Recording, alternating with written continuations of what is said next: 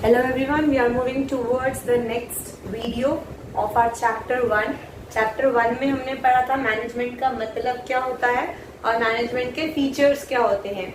इस वीडियो में हम तीन चीज पढ़ने वाले हैं. What is the objective of management? What is the importance of management? And what are the level of management? We are going to study three concepts in this chapter. Done?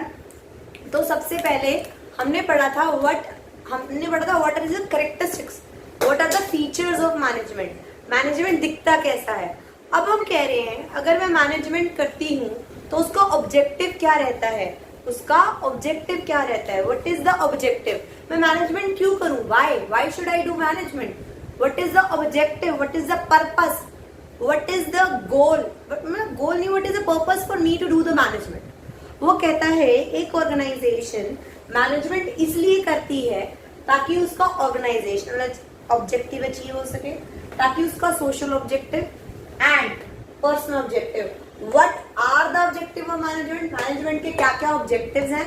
Management के organisational objectives हैं, management के social objective हैं, management का personal objective है. What do you mean by organisational objective. Means हम management कहती है कि हमें ऑर्गेनाइजेशन का ऑब्जेक्टिव अचीव करना है. अगर मान लो मैंने परफेक्ट क्लासेस खोली है या मैंने कोई भी एक बिजनेस खोला है तो मैं क्या चाहती हूँ. भाई अभी तो मैंने खोला है, नहीं हूँ, ज्यादा नहीं, मैं उतना कमा लूं कि मेरा खर्चा निकल जाए. मैं उतना कमा लूं कि मेरा खर्चा निकल जाए. Means survival. मुझे सिर्फ सर्वाइव करना है. मीन्स मैं उतने रेवेन्यू कमा लूं. I should earn that much of revenue that can cover cost only. मैं इतना कमा लूं कि मेरी कॉस्ट कवर हो जाए. शुरुआत में तो बंदा यही सोचेगा ना. कई बार तुमने शॉप्स नहीं देखी, आज खुलती है और 3 महीने में गायब, आज खुलती है और 6 महीने में बंद. मतलब उनका सर्वाइवल नहीं हो पाता. उन्होंने उस तरीके से मैनेज नहीं करा अपना बिजनेस कि वो सर्वाइव कर सके. तो मैनेजमेंट का ऑर्गेनाइजेशन ऑब्जेक्टिव ये होता है कि at least I can survive in the market. Survival means that I can cover my all the cost from the revenue. अच्छा एक बात बताओ, मैं इंस्टीट्यूट खोल के बैठी हूँ, क्या मैं 4 साल 5 साल 6 साल 7 साल सर्वाइवल स्टेज में ही रहूंगी. नहीं ना. 1 साल के बाद मैं सोचूंगी ना, चल यार मेरा सर्वाइवल हो चुका, मतलब मैं सर्वाइव कर गई मार्केट में. Now I want profits. Now I want profits के मेरे रेवेन्यू ज्यादा हो मेरे एक्सपेंडिचर से, ताकि मुझे कुछ बच सके. तो मैं उस तरीके से अपने बिजनेस को मैनेज करूंगी कि मैं प्रॉफिट कमा सकूं. What do you mean bye growth. Profit तो ठीक है, बट मुझे अपने बिजनेस को ग्रो भी तो करना है. ये थोड़ी ना एक जगह पे आके अटक ही जाना है. I should expand my business in any level. Means in any circumstances. चाहे वो मैं न्यू प्रोडक्ट ऐड करूं, या मैं अपनी प्रोडक्शन डबल कर दूं, या मैं जगह ज्यादा ले लूं, मतलब मुझे ग्रो करना है. ऑर्गेनाइजेशन के 3 ऑब्जेक्टिव होते हैं. पहला सर्वाइवल, फिर प्रॉफिट, फिर ग्रोथ. तो ये तीनों तब पूरे होंगे जब मैं मैनेजमेंट करूंगी. What is the objective of management. The organisation objective of management is survival, profit and growth. Social objective क्या है. What do you mean by social objective. Just hold on. What do you mean by social objective. What do you mean by social objective. मतलब social objective मतलब I have to serve the society in a better way. I should give benefits to the society. कैसे. मैं उन्हें अच्छी quality के products दूं, मैं उन्हें अच्छी सर्विसेज दूं, मैं सोसाइटी को गंदा ना करूं, इको फ्रेंडली मेथड्स यूज करूं प्रोडक्शन के लिए. ठीक है. मैं एम्प्लॉयमेंट अपॉर्चुनिटी क्रिएट करूं, मैं उनके बेनिफिट्स के लिए सब कुछ करूं, मैं उनको हार्म नहीं करूं, और वो भी मैनेजमेंट से होगा. That is my social objective. Next one is personal objective. Here personal means not personal. Here personal means HR. Here personal means HR. HR means human resource. HR means human resource. वो कहता है यार मुझे objective of management का मतलब मुझे personal objective भी पूरे करने हैं. मतलब मुझे HR के ऑब्जेक्टिव भी पूरे करने हैं. उनके ऑब्जेक्टिव्स क्या होते हैं. फर्स्ट फाइनेंशियल सेटिस्फेक्शन, दूसरा सोशल नीड एंड तीसरा पर्सनल ग्रोथ। एक बंदा अगर एक कंपनी में बैठा है, सबसे पहले क्या होगा, यार एक बार तो बस काम मिल जाए, एटलीस्ट मुझे बेसिक सैलरी मिल जाए, that is financial satisfaction.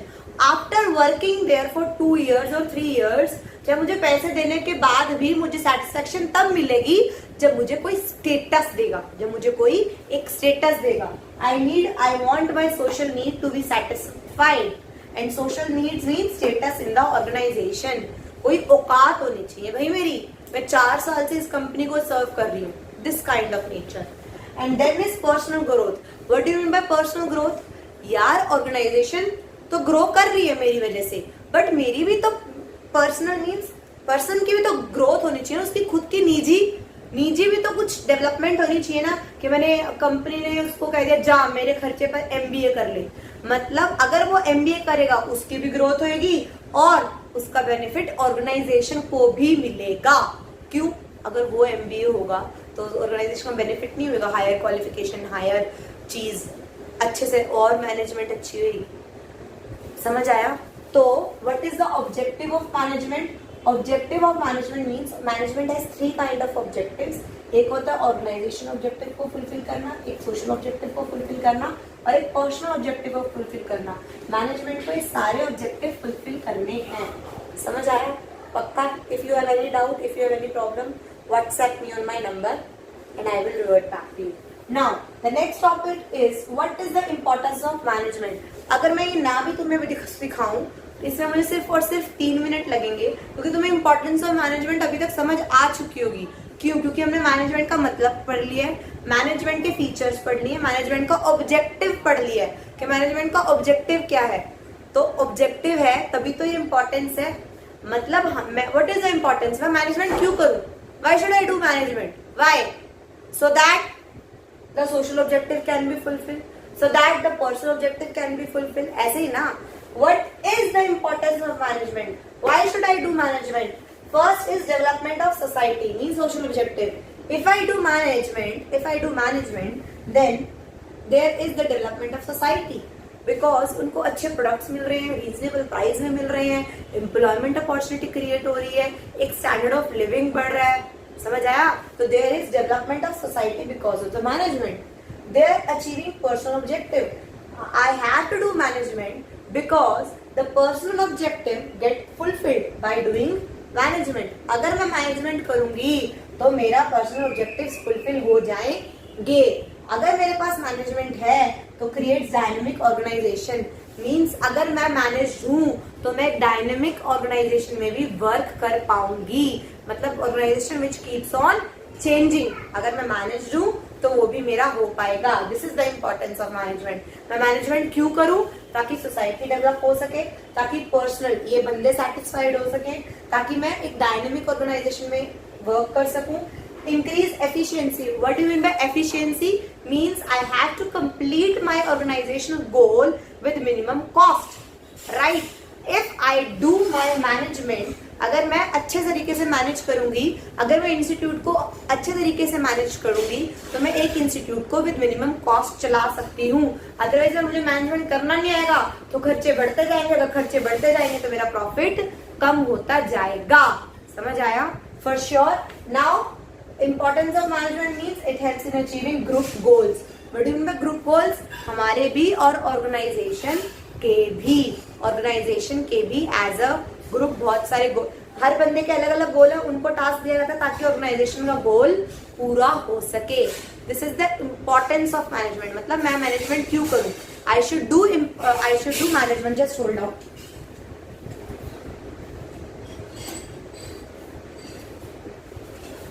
I should do management so that I can achieve this. Is I'm clear? Now, the next topic is what are the levels of management? मेरे notes में page number 6 पे होगा. Just take out the notes. The levels of management. अब सुनो, अब हम पढ़ रहे हैं levels of management. हमने मैनेजमेंट का मतलब पढ़ा कि मैनेजमेंट का मतलब क्या होता है। एक ऐसा प्रोसेस जिसमें हम a process for getting things to be done. और हमारा एम क्या है, ताकि ऑर्गेनाइजेशन का गोल अचीव हो सके इफेक्टिवली और एफिशिएंटली। हमने इससे पहले क्या पढ़ा था, इंपॉर्टेंस ऑफ मैनेजमेंट। अब हम पढ़ रहे हैं लेवल्स ऑफ मैनेजमेंट। अगर मान ले मैं एक कंपनी चला रही हूँ, for example I am Tata Birla, कोई भी कंपनी, रिलायंस है, बहुत सारे लेवल्स होते हैं जिसपे मैनेजमेंट चाहिए होती है। There are 3 levels, that is top level management, middle level management and lower level management. Lower level management को हम ऑपरेशनल मैनेजमेंट भी कहते हैं, ऑपरेशनल लेवल भी कह देते हैं, सुपरवाइजरी लेवल भी कह देते हैं। Done.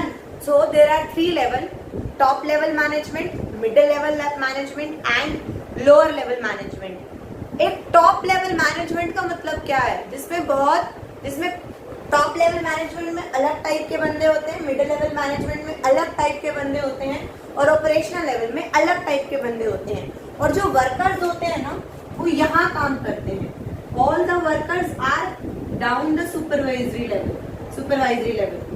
Then these are worker, means top level, middle level and operational level के नीचे होते हैं वर्कर्स मतलब मान ले मैं एग्जाम्पल देना कोई भी, मार्कर की कौन सी कंपनी है, कैमलिन। मैं कैमलिन कंपनी चला रही हूँ, तो कैमलिन कंपनी का सीईओ मतलब चीफ एग्जीक्यूटिव ऑफिसर, या COO chief official officer, chief financial officer, या मैनेजिंग डायरेक्टर, या मैनेजर, या प्रेसिडेंट, या वाइस प्रेसिडेंट, ये चेयरमैन, ये सब कहाँ होते हैं, टॉप लेवल में। कहाँ होते हैं, टॉप लेवल में, इस कैमलिन का बंदा।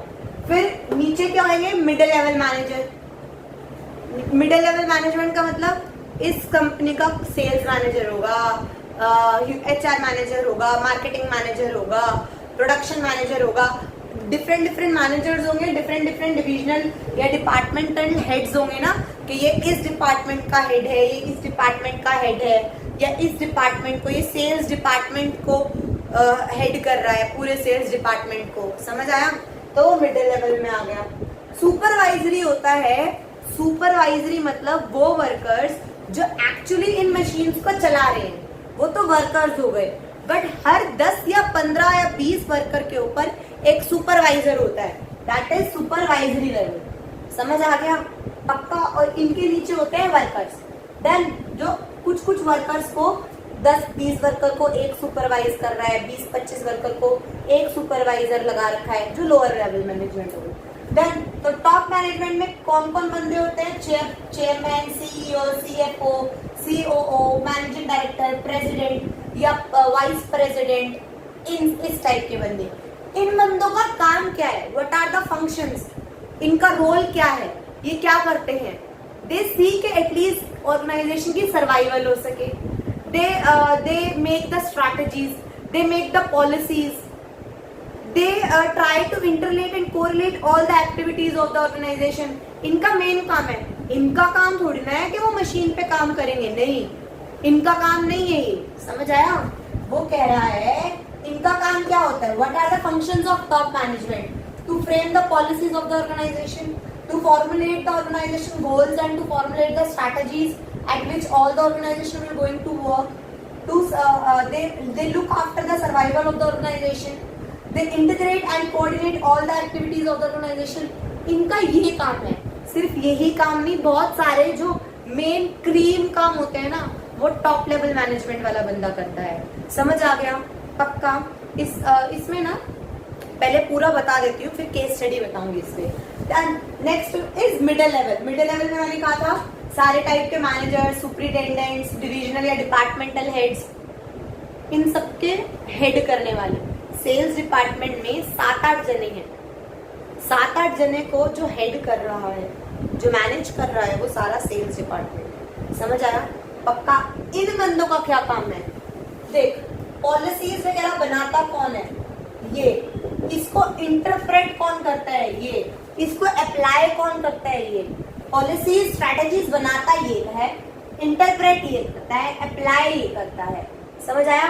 दे interpret the policies which is made by the top management. They coordinate all the activities They are the interlink between the top management and the supervisory management. They ensure, यही बंदे ensure करते हैं कि हमारे पास एडुकेट नेसेसरी पर्सनल हो, मतलब ये ensure करते हैं कि स्टाफ हमारे पास एडुकेट हो, ना कम ना ज्यादा। इस स्टाफ को ड्यूटीज ये देते हैं, रिस्पॉन्सिबिलिटीज ये देते हैं, इसी स्टाफ को मोटिवेट ये करते हैं। समझ आया? यही सारा काम कौन करता है? मिडिल लेवल वाला बंदा। कौन करता है? मिडिल लेवल वाला बंदा। इनका ये इंश्योर करते हैं कि हमारे पास रिसोर्सेज अवेलेबल हो। दे ऑल्सो इंश्योर कि हमारे पास रिसोर्सेज मतलब रॉ मटेरियल सही क्वांटिटी में हो। इनको इनकी ड्यूटी है, इनका फंक्शन है। डन? समझ आ गया? अब सुपरवाइजरी बंदा क्या है? इससे तो काम ले लेगा, अब इनसे तो काम इसको करवा रहे हैं ना। दे अगर सुपरवाइजर नहीं हो ना तो इतने गंदा प्रोडक्ट बने, क्योंकि वर्कर के ऊपर कोई नहीं बैठा तो वर्कर का जो मन करेगा वो करेगा। तो they actual implementation of the policies बनाता ये है, इंटरप्रेट ये करता है, इम्प्लीमेंट ये करता है। दे maintain the quality of the product, they maintain the quantity of the product. अगर सुपरवाइजर है तो क्वालिटी भी अच्छी होगी और क्वांटिटी भी अच्छी बनेगी। मैं तुम्हें एक एग्जांपल देती हूँ। In my father factories there are 10 workers, in हर 10 वर्कर पे एक ठेकेदार। पापा उसे ठेकेदार कहते थे, ठीक है, मतलब सुपरवाइजर जो नहीं, ठेकेदार नहीं कहते थे, सॉरी, मतलब एक सुपरवाइजर था, मुनीम था, जो भी था, मुझे हिंदी का वर्ड याद नहीं, जो उन्हें सुपरवाइज करता था। The day the supervisor is absent, workers ना, जहां एक वर्कर 50 डब्बीज बना रहा है, वही क्योंकि सुपरवाइजर नहीं है वो 50 से तो 25 डब्बी बनाता था, और कोई डब्बी खराब होती थी, कोई टूटी होती थी। मतलब सुपरवाइजर है तो क्वालिटी प्रोडक्ट की अच्छी है, सुपरवाइजर है तो क्वांटिटी भी मेंटेन रहती है।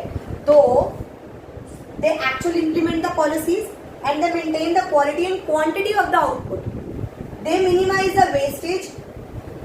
अब फॉर एग्जाम्पल, एक मैंने डब्बी का एग्जाम्पल दिया, मान लो स्टील की डब्बी है। स्टील के डब्बी बनने के लिए इतनी बड़ी बड़ी स्टील की शीट्स आती हैं जिसमें डब्बी कटती हैं।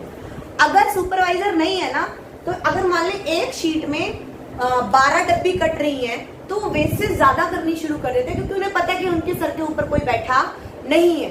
तो they will waste the material more because they know there is no one who is keeping eye on their work, right?